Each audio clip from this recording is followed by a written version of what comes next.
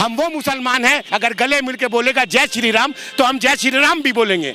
अब अगर गले मिलके बोलना होगा, मार के जय श्री राम कोई नहीं सिखा सकता। बिहार में जैसे कि कहा जाता है कि महागठबंधन की जो हार हुई, हाँ। कांग्रेस की वजह से 70 सीटों पे चुनाव लड़के उन्हें सीट पे जीत हुई। मुस्लिम समाज पे कहता है कि कांग्रेस का हक है, हाँ। फिर टीएमसी का हक है, हाँ। ओवैसी साहब कहते हैं हमारा हक है। हाँ, सुन लीजिए। बंगाल में किसका हक है? पश्चिम बंगाल के चुनाव में कांग्रेस का गठबंधन वामपंथी दलों के साथ हुआ है, सीपीएम के साथ हुआ है। जैद अनवर साहब इस वक्त हमारे साथ हैं कोलकाता में, और इनसे बात करेंगे कि लेफ्ट के साथ गठबंधन कांग्रेस का क्यों। लेफ्ट के साथ गठबंधन क्यों, ये सवाल क्यों नहीं होता। एक ताकत जो ना सिर्फ पैसे के जोर पे हुआ है, मज़हब के जोर पे हुआ है और फिरका परस्त के जोर पे हुआ, उसके अगेंस्ट पे सेकुलर जितनी पार्टी आएगी कांग्रेस उसका खैर मकदम करता है। अधीर रंजन चौधरी के क़यादत में, क़यादत सोनिया गांधी के क़यादत में कांग्रेस का खैर मकदम करता है। यही आपकी लड़ाई किससे, टीएमसी से है कि बीजेपी से है? देखिए,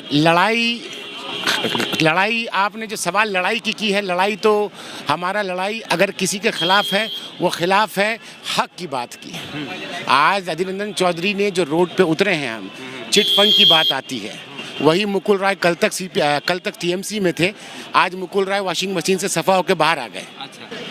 तो हमारी लड़ाई उसी जैसे लोगों की है। कल तक शुभेंदु अधिकारी साहब थे, आज वो सफा हो गए। हमारी लड़ाई उन जैसे लोगों के साथ है कि जो लोग कल तक वहाँ पर इल्ज़ाम था उन पे, और आज सफा हो गए। हमारी लड़ाई उस बात पे है। अच्छा, ओवैसी साहब की बात हम कर लेते हैं। हाँ। वो भी आ रहे हैं दमखम से। देखिए, मैं आप भी मुस्लिम समाज जी से जी हैं। जी जी जी तो एक मुस्लिम समाज पे कहता है कि कांग्रेस का हक है, हाँ। फिर टीएमसी का हक है, हाँ। ओवैसी साहब कहते हैं हमारा हक है। हाँ, सुन लीजिए। बंगाल में किसका हक है? देखिए, मैं एक मुसलमान कम्युनिटी से आता हूँ, बिल्कुल दुरुस्त आपने फरमाया। जहाँ सर झुकता है वहाँ पूरा जस्म झुकता है, ये बात जायज़ है। उसी बात पे एक बात लाते हैं, जब उलमाए दीन ने कुर्बानी दी इस मुल्क की ना, कितने ही 20,000 उलमाए दीन ने फांसी के तख्ते पे चढ़े हैं ना, मगर एक जिना एक सोच वो आके नासिब हुआ, तमाम की तमाम कुर्बानी भूल गई मुसलमान। कौन से मुसलमान? वो जो मुसलमान थे जो पाकिस्तान चले गए, वो तमाम के तमाम उलमाए दीन की कुर्बानी भूल गई। आज जो मौलाना ने कुर्बानी दी, आज जो भगत सिंह ने कुर्बानी दी, आज जो गांधी ने कुर्बानी दी, आज जो नेहरू ने कुर्बानी दी, आज जो पटेल ने कुर्बानी दी, वो तमाम के तमाम की कुर्बानी को बुलाने के लिए एक बंदा निकला है, वो है असदुद्दीन ओवैसी साहब, जो उन तमाम मुसलमानों को भुलाने की कोशिश कर रहे हैं। मुसलमान का कायद इस मुल्क में, हमने वो वादा कर चुके थे 1947 में कि हमारा पड़ोसी हमारा भाई है, चाहे वो हिंदू हो, चाहे क्रिश्चियन हो, चाहे पंजाबी हो, चाहे ईसाई का मानने वाला हो, वो तमाम के तमाम हमारा भाई है। और एक कांग्रेस पार्टी के झंडे के नीचे ये मुल्क बना था और उसी सोच पे आज भी चल रहा है। तो आप ममता बनर्जी को हराने के लिए चुनाव लड़ रहे हैं, जीतने के लिए चुनाव लड़ रहे हैं, या अभी सिर्फ आप पांव पसारने के लिए यहाँ पर? मेरे भाई, बुनियाद डल चुकी है। हाँ। आप अगर इस तरह की बात करेंगे, हार या जीत वो दूसरी पहलू पे बात आती है, मगर बुनियाद अगेंस्ट बुराई के खिलाफ बुनियाद डल चुकी है। और जीतने के लिए बंदा अरीना में उतरता है।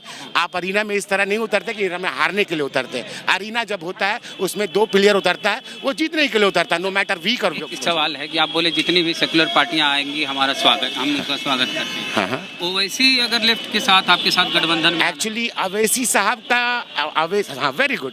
हम ओवैसी से का सवाल इसलिए बार बार आ रहा है क्योंकि यहाँ 30% से ज्यादा मुस्लिम हैं। हम वो मुसलमान हैं, हम वो मुसलमान हैं। हम कभी नहीं कहते कि हम वो मुसलमान हैं। हम कभी नहीं कहते कि 2 घंटे के लिए पुलिस हटा दो। हम ऐसे लोगों को नहीं मानते। हम वो मुसलमान हैं जो अल्लाह अकबर कह के अपने कौम को बेवकूफ़ नहीं बनाते। हम वो मुसलमान हैं जो दरी शरीफ पढ़ के अपने कौम को बेवकूफ़ नहीं बनाते। हम वो मुसलमान हैं जो हमारे बगल में हे राम बोलने वाला भी हो, अगर गले मिल के बोलेगा जय श्री राम तो हम जय श्री राम भी बोलेंगे। अब अगर गले मिल के बोलना होगा, मार के जय श्री राम कोई नहीं सिखा सकता। मैंने एक स्कॉलर ओवैसी को साथ नहीं, उनका सोच क्या है कि आप इस दुनिया से हिंदुस्तान से पुलिस को हटा दो और तमाम के तमाम हिंदू को देख लेंगे। हमारे आबा अजदाद ने इस मुल्क को बनाया था 2 घंटे की पुलिस हटाने के लिए नहीं। हमारे पास चॉइस था, मगर हमने इस ज़मीन को चुना। क्यों चुना? इस ज़मीन को हम मादर वतन मानते हैं। हम उर्दू में मादर वतन का मतलब होता है कि ये हमारा वतन है। परवीन हर शाकिर देशवासी मानता है, चाहे वो मुसलमान हो, चाहे हिंदू हो, चाहे तमाम के तमाम मजहब के मानने एक वाले। चीज बिहार में जैसे कि कहा जाता है कि महागठबंधन की जो हार हुई, हाँ। कांग्रेस की वजह से 70 सीटों पे चुनाव लड़के उन्हें सीट पे जीत हुई। ये तो आपका सोच हो सकता है या आपके तमाम नहीं लोग किस स्ट्राइक रेट जो ना कांग्रेस नहीं, आप हर आदमी का अपना एक कैलकुलेशन परसेप्शन होता है। मैंने जो प्रोफेसर से सीखा है, there is no right, there is no wrong, there is no right, there is no wrong, there is could be, everybody have own perception, तो could be could not be. तो अब आते हैं, आज अधीर रंजन चौधरी साहब हैं बंगाल में, ये जमीन के लोग हैं, ये जमीन के लोग हैं, और इनका पकड़ आपने आज देखा हमारे जुलूस में, और आपको अगर देखना है आप सब में जाएं, आप देखें हम किस तरह पहले। और कि बिहार में जब चुनाव हुआ, महागठबंधन बड़ा दमखम से चुनाव लड़ रहा था, उसमें राहुल गांधी उस तरह के कैंपेन नहीं किए, प्रियंका गांधी नहीं आई, न सोनिया गांधी कैंपेन में, इसकी नाराजगी रही। कुछ न कुछ मसरूफियात रहे होंगे। तो यहाँ क्या सोनिया गांधी आएंगी, राहुल गांधी? ये हमारे अपर लेवल के लोग डिसाइड करेंगे, जरूर आएंगे इंशाल्लाह, देखेंगे जरूर आएंगे। तो चलिए, शुक्रिया आपको बातचीत के लिए, बहुत बहुत शुभकामनाएं। Thank you so much. Perform करे आपकी पार्टी कांग्रेस और लेफ्ट। शुक्रिया, बने रहिए हमारे साथ, आगे भी इस तरह जुड़े रहेंगे वेस्ट बंगाल के विधानसभा चुनाव को लेकर। जय भीम, जय भारत।